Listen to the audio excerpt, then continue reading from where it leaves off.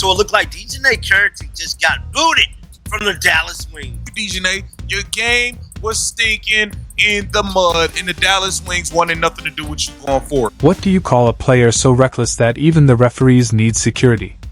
DiJonai Carrington. The Dallas Wings have finally parted ways with the most controversial player, and honestly, it was long overdue.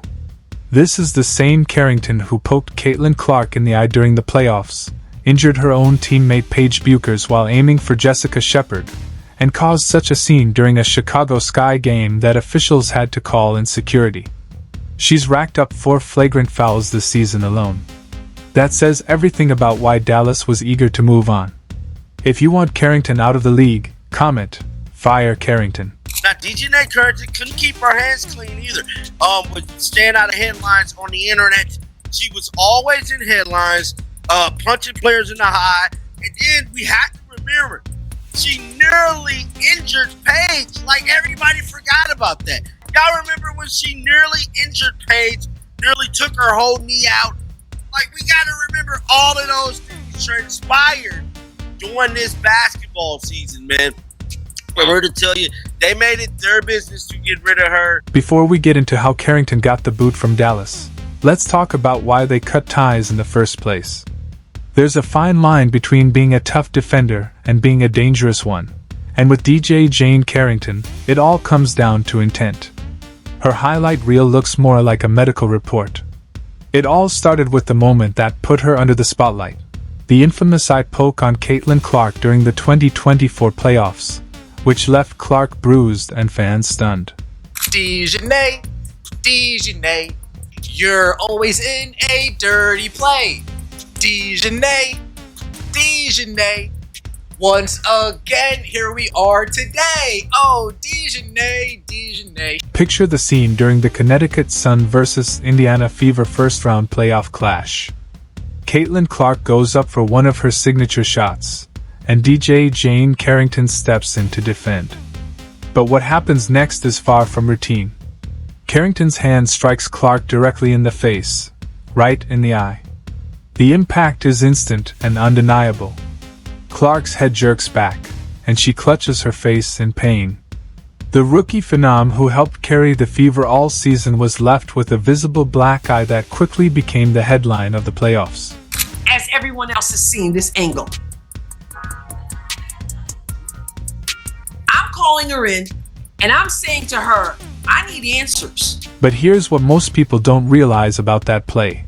The aftermath exposed just how intentional Carrington's aggression really was. While Clark dealt with the injury, Carrington showed no remorse. No apology, no hint that she might have gone too far.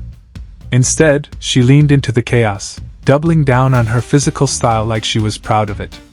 That's when the criticism really started to heat up. Went and kind of swatted at Caitlin. Did you intend to hit her in the eye? And if so, could you just, or if not, either way, could you talk about what happened on that play? I don't even know why I would intend to hit anybody in the eye. That doesn't even make sense to me. But no, I didn't. I didn't know I hit her, actually. I was trying to make a play on the ball, and I guess I followed through and I hit her. So obviously it's never intentional. That's not even like the type of player that I am. Fast forward to June 4th against the Seattle Storm, and the same disturbing pattern emerges. Skylar Diggins is on a fast break, driving to the basket for a transition score. Carrington steps in to defend, but instead of going for the ball, she makes direct contact with Diggins' head under the guise of a block attempt. Officials didn't hesitate to call a flagrant 1 foul. It was clear to everyone watching, this wasn't a defensive play. It was a blatant shot at another star's head. Let's watch it, and this will give us a couple of different angles. Directions of games. There's your tip. Diggins, who's still fast, gets down the floor, buries it, draws the foul, but is shaken up.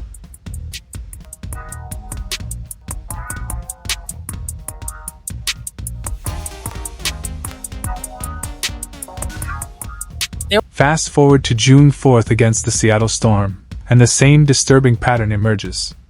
Skylar Diggins is on a fast break, driving to the basket for a transition score. Carrington steps in to defend, but instead of going for the ball, she makes direct contact with Diggins' head under the guise of a block attempt. Officials didn't hesitate to call a flagrant 1 foul. It was clear to everyone watching, this wasn't a defensive play. It was a blatant shot at another star's head. Oh, and there's Skylar on the floor. At first glance, this might not look too bad. But when we get some different angles of it, you just see how this is clearly, definitely, 100% not a basketball play. Let's take a look. Follow through our bar. We got DiJonai. For the officials, and this will likely get upgraded. DiJonai, did you forget what sport you're playing? You know this is basketball, right? Each incident only escalated in severity, and so did the public backlash. The Clark eye poke became the blueprint for how people viewed every Carrington foul after that, aggressive, reckless, and aimed at star players. Whether it was established veterans like Diggins or breakout stars like Clark, Carrington's playstyle didn't change. Headshots, face contact, and constant chaos. The fouls kept stacking up faster than Dallas could excuse them, paving the way for even more troubling behavior.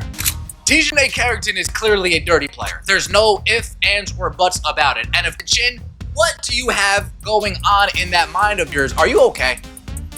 DiJonai, are you okay? DiJonai, are you okay? Are you okay? DiJonai, are you okay? DiJonai, are you okay? Are you okay? Yes, DiJonai. Get it together, collect your thoughts, collect your emotions, because the last thing we need to see you is crash out. Most players worry about injuring opponents. Carrington ended up injuring her own teammate in the process. The May 21st game against the Minnesota Lynx summed up everything wrong with her style of play. So locked in on causing damage, she barreled into teammate Paige Buchers while targeting Jessica Shepard, leaving chaos not just on the court, but in her own locker room. Ball's being pushed down court. Whoa. Yeah, I mean, this will be a better angle of it. I think we'll be able to see how hard the foul is right here. That's a hard foul, and she does get her in the face when she's coming down. Carrington goes for another eye poke, this time aiming at Jessica Shepard, but ends up injuring her own teammate, Paige Buchers, in the chaos. Picture the moment. Shepard rises for a shot, and Carrington comes charging in with her trademark recklessness. Instead of making a clean defensive play, she strikes Shepard directly in the face while trying to block the shot. The contact was so blatant and dangerous that officials immediately called a flagrant foul. It was reckless, intentional, and entirely avoidable. She basically reached around Shepard's body, but the fact that she went for the basketball and for the block really Basketball play. Yeah, it is. And she ends up getting Shepard in the face, the nose. I don't know which takes precedent. Oh, see, it's the hit the ball and then it's the pull back. They're showing it on the Jumbotron at a different angle that sort of looked like, watch after Carrington goes for the block, watch her pull back right here. And that's the part that I don't know if you separate that. But the chaos didn't end there. In that same reckless play, Carrington's wild, out-of-control movements put her own teammate, Paige Buchers, at serious risk. Buchers got caught in the aftermath of what was clearly a dirty foul attempt. Think about that. How does one player create this much destruction in a single sequence? You have to be completely unhinged and laser-focused on causing harm to pull that off. It reached a point where even her own teammates started to question whether playing alongside Carrington was worth the risk. When you're constantly worried about being injured by your own teammate, during games and practices, that's a red flag. Buchers and other Wings players began showing visible frustration, knowing any one of them could be the next victim of Carrington's reckless style. Like, I'm sorry, you don't get to plow through somebody's back, almost injure a teammate, and then say, yeah, and then, like, claim that you've done nothing. You've done nothing, like, and people are like, stand on business. She's like trying to laugh at him. Like, no, you're just Pat Bev. You're not Draymond, you're Pat Bev. Like, realistically, you're Pat Bev. That's it. And like, look, and I mean this when I say this, it was a dangerous play only for Paige. The Lynx players and coaching staff saw Carrington's recklessness up close, and they were visibly stunned. You could see the disbelief and disgust on their faces as she targeted one of their players' faces while simultaneously putting her own teammate at risk. Minnesota's coaches quickly realized this wasn't just aggressive defense. It was something far more dangerous. Carrington's style wasn't just a threat to opponents. It was a threat to everyone on the court. That moment made one thing clear to Dallas Wings management. They didn't have a competitor. They had a liability. When your own player jeopardizes team chemistry and player safety, you're not building a winning culture. You're creating an environment where no one feels safe stepping on the court. Was it a flagrant 1? Yes. Could it have been called a flagrant 2? Yes. Was it more dangerous to Paige Beckers than anyone else? Because Paige Beckers was the one was the person with the break Jessica Shepard's fall. Could she have blown out her teammate's knee? Yeah. Yeah. Like, that is what, like, realistically, that is what the conversation should be about. Because she wanted the Kiki Riefan viral meme. Because as soon as she did it, look at what she does as soon as she did it. As soon as she did, she walks towards Jessica Shepard and just tries to do the Kiki Riefan face. When you start injuring your own teammates while trying to hurt opponents, you've crossed a line no team can afford to ignore. This wasn't about physical play or tough defense anymore. It was about a player whose toxic approach to the game was infecting everything around her. After incidents like this, even referees began treating Carrington differently, recognizing they were dealing with someone who had lost control on the court. Ask yourself, when was the last time you saw a referee call for security during a game? That's exactly what happened during the infamous Chicago Sky incident. It marked the peak of Carrington's on-court chaos, the moment when officials, not just players, felt unsafe. Welcome to the DJ Carrington experience. WNBA player who tried to rip Caitlin Clark's eye out. Zach Dean over at Outkick. Hilarious. They tried to rip Caitlin Clark's eye out, has security called on her by ref. That's right. The referee had to call security on DiJonai Carrington. I can't say I'm surprised. I mean, hell, who wants to catch a stray eye gouge, a scoopage of the eyeball out, watching your eyeball roll across the floor because somebody's mad at one of your calls? Picture the scene on May 30th, 2025. The Dallas Wings had just lost a close one to the Chicago Sky, 97-92, and tensions were high. But what happened after the game pushed things to a whole new level. During a post-game exchange with referee Roy Galbian, DJ Carrington's behavior escalated so quickly and aggressively that Galbian made a historic decision. He called for security. It was an unprecedented moment in WNBA history. This wasn't just a player venting frustration over a bad call. Whatever Carrington said or did created such a hostile, uncomfortable environment that a trained official, someone used to handling intense player confrontations, felt physically unsafe. That moment exposed just how far Carrington's conduct had spiraled. When even referees are asking for backup, it's no longer just about basketball. Check this out right here. Yeah, you see this guy right here? Right in this Gentero area? Let me just, you see this guy? The ref asked this dude to step out here. All right? Now, Cheryl Swoops wants this referee fired. She wants him fired. Look, he felt he felt something was amiss. Of course, Cheryl Swoops is defending DiJonai Carrington. Players and coaches stood in stunned silence as security was called on a player during a professional basketball game. The disbelief was written all over their faces. This simply doesn't happen. Even longtime veterans admitted they'd never seen anything like it. But Carrington made things worse with her reaction on social media, posting, "Security when I'm literally having a civil conversation is insane. Mind you, he called the security over there." Her response showed a complete lack of self-awareness about how her behavior was being perceived by officials, players, and fans alike. Because if your version of a civil conversation ends with a referee calling for security, that says everything we need to know about how you communicate on the court. DiJonai Carrington, we are not even 10 games into the season.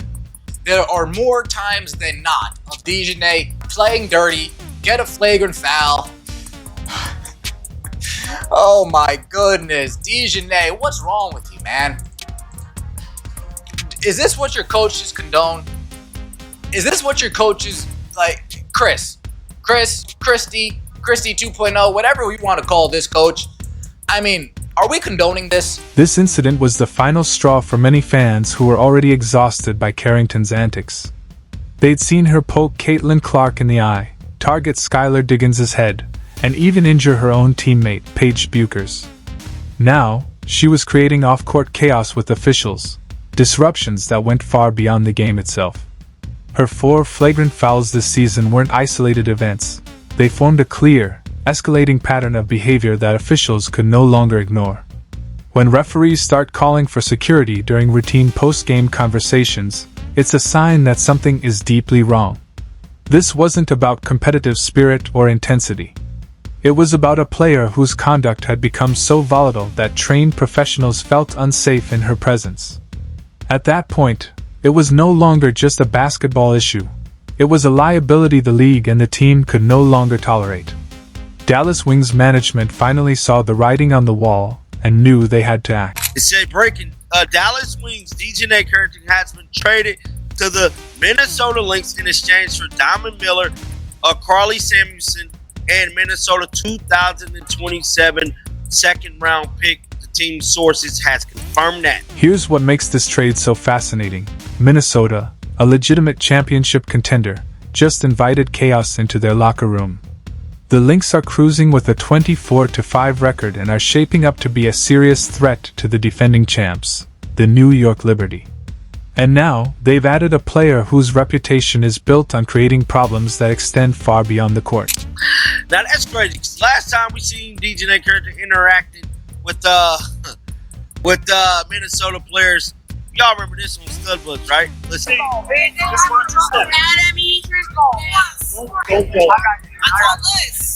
well now we're even because your dog's shit and piss in our room. Oh wow. We're even. Hey, one more thing. Hey, I love how direct you are. That's Courtney. It's time to go. Come on, bitch. We all remember that, man. That was quite funny. Now let's talk about what Dallas got in return. Diamond Miller, the number 2 overall pick in the 2023 WNBA draft, was named to the All-Rookie team and has quickly proven herself as a rising star. In her rookie season, she averaged 12.1 points, 3.5 rebounds, and 2.5 assists per game. Her 2025 three-point shooting is lights out. Hey, DiJonai, they not really rocking with you. They're trying to get rid of you. They're giving no reassurance that they want you around at all. You can't get in the game in the fourth quarters. You're buried in the bench. You've been awful this season. It looks like you've forgotten how to play basketball completely. And what do you know? Good morning. DiJonai Carrington has been traded. DiJonai Carrington has been traded to the Minnesota Lynx. Boy. Hitting 53.8%, a serious asset for Dallas to build around, without worrying about eye pokes or security issues. Carly Samuelson adds valuable veteran presence, with career averages of 5.3 points and 2.0 rebounds per game, shooting 41.1% from the field and an impressive 39.2% from 3.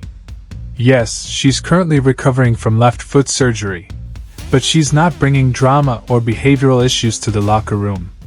For Dallas, it's a much-needed reset. And she's not going to be going for your tomfoolery, your BS.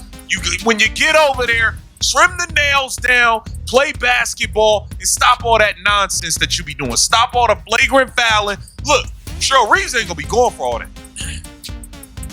She ain't going to be going for your bull crap. You will be buried in the bench over there, too. Cheryl Reeves will bury your ass in the bench over there, too. Bring your game, not your name. Bring your game, not your fake fame.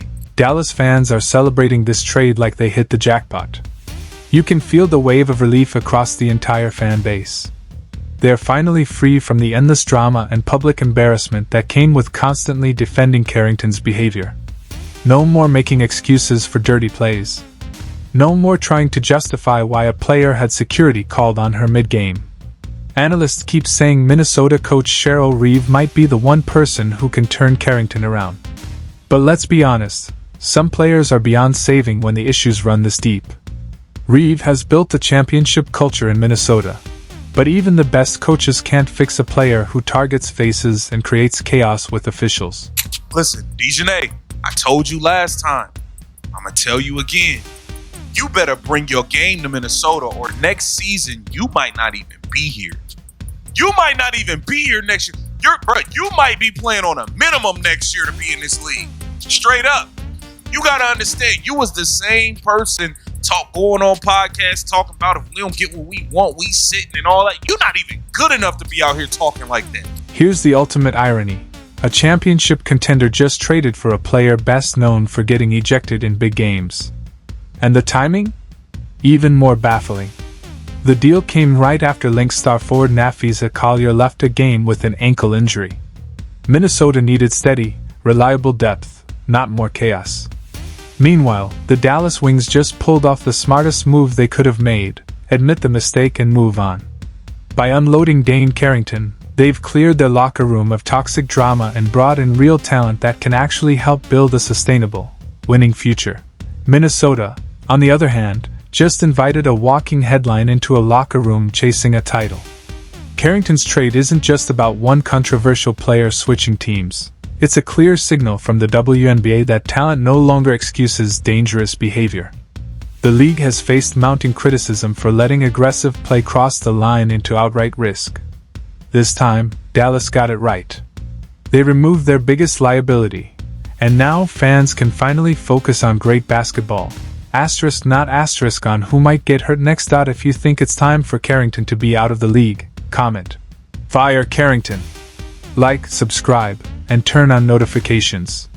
Click the video on your screen. We'll see you there.